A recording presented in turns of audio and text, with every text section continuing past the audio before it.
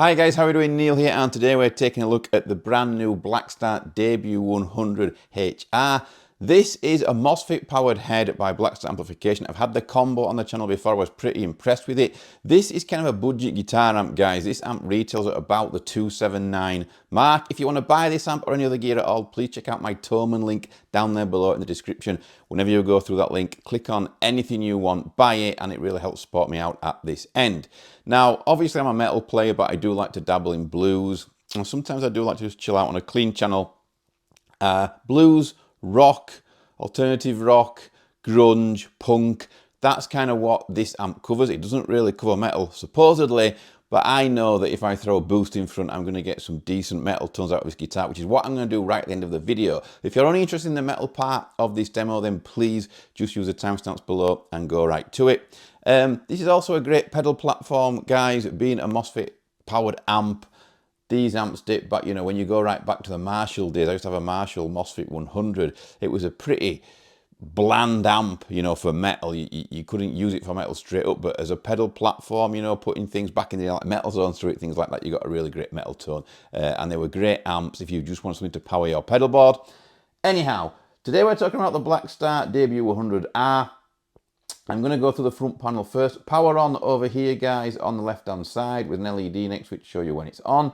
We've got a power down switch here, 5 watt to 100 watt, really cool. Blackstar, the best in the business at doing this, at getting you, you know, from a stage back to the bedroom without blowing, you know, breaking the floorboards or blowing the windows out. You can use a power down switch there. Most Blackstar amps that I've used have some kind of power down switch on, and they're absolutely great. You don't lose any tone whatsoever.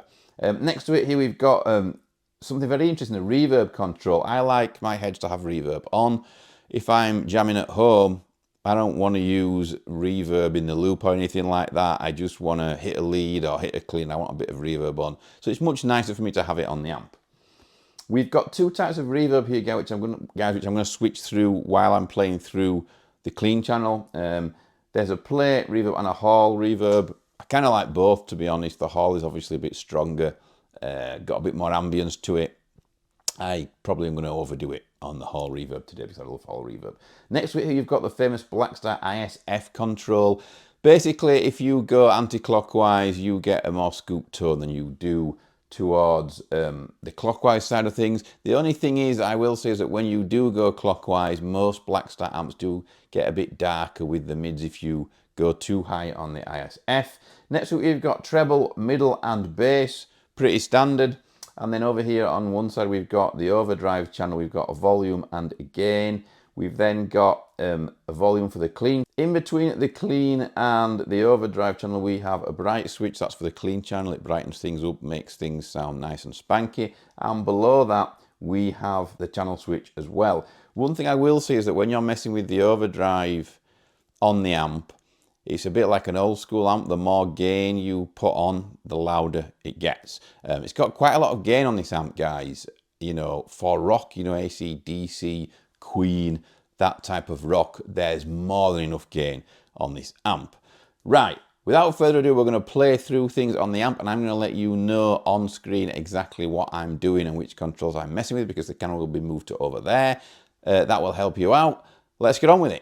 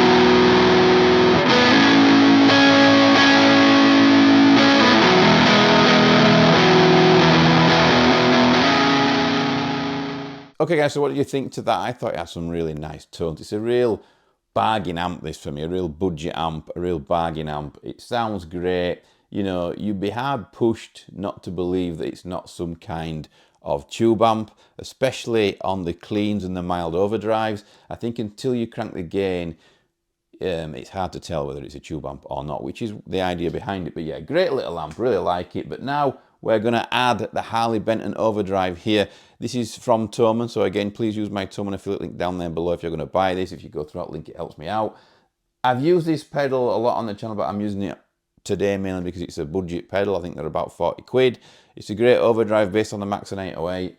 It's set to a clean boost and a clean boost only, and we're going to see if this amp can do metal, okay? I have two guitars that I'm going to use for this part of the demo. One is a Jackson SL2 1A pure metal guitar. It's a new one loaded with a Fishman Fluence. Great guitar, guys. Really love that. It's only been here a handful of days, and I'm picking it up virtually every day. I'm then going to switch to my other Jackson with passive pickups. That's a Jackson American Series. That's a couple of grand. That's a very expensive guitar, but it's a great guitar. It's got JBs in. It's got a JB in the bridge, sorry, and a 59 in the neck.